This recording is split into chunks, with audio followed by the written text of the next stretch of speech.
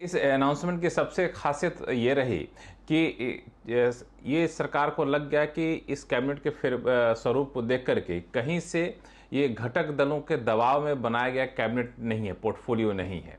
घटक दलों को पर्याप्त जगह दी गई है, लेकिन उनके दबाव में जो बातें आ रही थी, कोई ये मंत्रालय मांग रहा है, कोई वो मंत्रालय मांग रहा है, वो बिल्कुल यहाँ पे नहीं दिखा।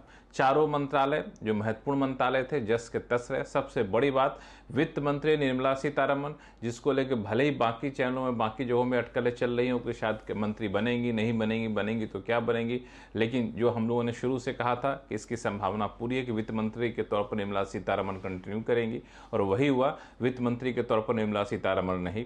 कैबिनेट कमेटी ऑन सिक्योरिटी, जिसमें सबसे संवेदनशील फैसले लिए जाते हैं, खासतौर से डिफेंस सेक्टर जुड़े हुए, उसमें कोई बदलाव नहीं किया गया है। गृह मंत्री अमित शाह, राजनाथ सिंह, रक्षा मंत्री, विदेश मंत्री एस जयशंकर बने रहेंगे। इनके पोर्टफोलियो में कहीं से कोई बदलाव नहीं किया गया है। ये दो कद्दावर नेता इस भाजपा से जुड़े इस सरकार में नए चेहरे थे। शिवराज सिंह चौहान, तो उनको यहाँ पे एक कृषि मंत्रालय दिया गया है और रूरल डेवलपमेंट ग्रामीण विकास मंत्रालय दिया गया है। इन्होंने शुरू से इच्छा भी जताई थी कि ये दोनों मंत्रालय मुझे ज़्यादा पसंद है क्षेत्र, तो ये एक दिया गया है। एक तरह से साफ इंडिकेशन है कि इन दोनों सेक्टर में एक रिफॉर्म की गाड़ी आगे बढ़ेगी, और ये दोनों सेक्टर ऐसे हैं जहां पे सरकार को सबसे बड़ी चुनौती है, क्योंकि इस सेक्टर से जुड़े हुए लोगों में एक कह सकते हैं कि वहाँ पे पर्याप्त संतोष या फिर असंतोष की भावना देखने को मिल रही है। तो वहाँ उसको एड्रेस करना शिवराज सिंह चौहान के लिए बड़ी चुनौती होगी, और सही सटीक व्यक्ति को सटीक मंत्रालय दिया गया। कृषि मंत्रालय और पंचायती राज मंत्रालय, माफ़ी चाहूँगा, ग्रामीण विकास मंत्रालय दिया गया है। ये था दबाव कि आके घटक दलों को क्या दिया जाएगा। तो घटक दलों में एक सिविल एविएशन मंत्रालय राम मोहन नायडू को दिया गया है टीडीपी से एक कैबिनेट मिला है, वो भी सिविल एविएशन राम मोहन नायडू को। और सिविल एविएशन में ज्योतिरादित्य सिंधिया थे, उनको टेलीकॉम मंत्रालय दे दिया गया। काफ़ी प्रोग्रेसिव नेता है, काफ़ी प्रोग्रेसिव सेक्टर को उनको सौंप दिया गया। तो ये भी काफ़ी मुझे लगता है कि संतुलित यहाँ पे तरीका अपनाया गया है।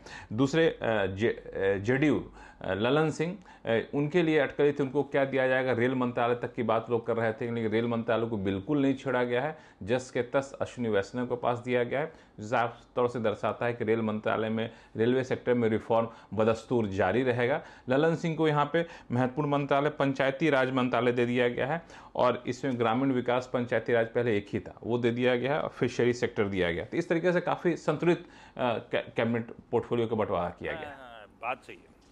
ये पोर्टफोलियो एलोकेशन की हाईलाइट है कि डिस्पाइट कम नंबर्स के ये मोदी 3.0 कंटिन्यूटी सिग्नल कर रहा है।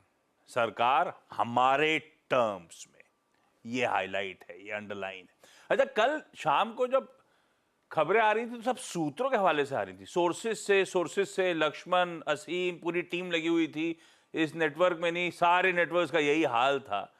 ये लक्ष्मण, ये मोदी गवर्नमेंट की स्टाइल ऑफ फंक्शनिंग था नहीं। रिपोर्टर्स के कुछ होता नहीं था, जो आता था एकदम से सामने आ जाता था। कल सूत्रों के हवाले से सब आ रहा था, एंड में जाके सबको जब पता चल गया तब राष्ट्रपति भवन का कम्युनिक्यू सामने आया।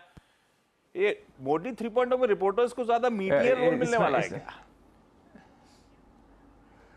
नहीं, ये कम से कम अच्छा था कि हम लोगों को छन छन की खबरें आ रही थी, लंबे समय तक खबरें देने का मौका मिला। लेकिन दो वजह थी। पहली बात कि आमतौर पे जो अलग अलग वेबसाइट होते, राष्ट्रपति भवन की तरफ से औपचारिक जानकारी आती है, लेकिन इस बार क्या किया है कि 5 बजे जो कैबिनेट की बैठक हुई, उसमें बजाबता एक प्रेजेंटेशन या टाइप से पीपीटी बना हुआ था।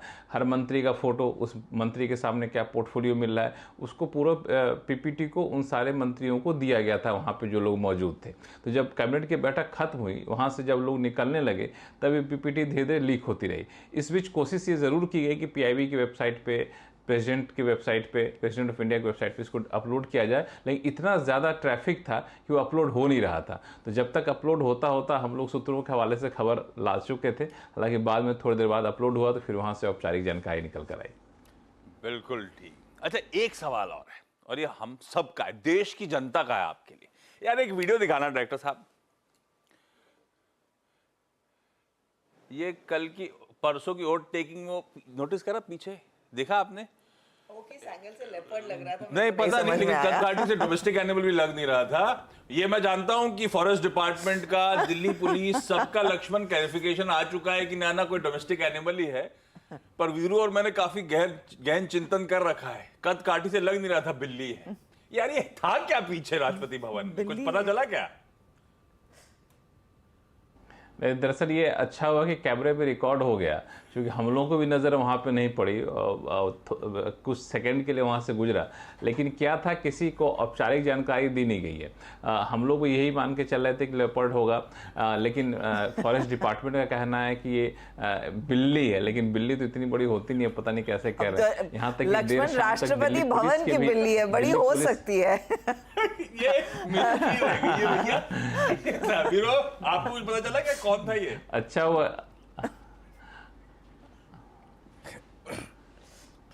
ये दिल्ली की बिल्ली है, लेकिन मतलब सही बताओ तो ये बिल्ली नहीं है, कद काठी से बिल्ली नहीं लग रही है। ये बहुत अरे यार, लेकिन क्या पता, अब मैं ज्यादा अभी टिप्पणी- गेस्ट वर्क ही रह गया है बाकी दिल्ली पुलिस ने कह आई दिया है थिंक कि दिल्ली ये तो पुलिस शायद एक हाउस कैट है। हाउस कैट है, उन्होंने स्पेसिफिकली कह दिया। I am sure they must have check.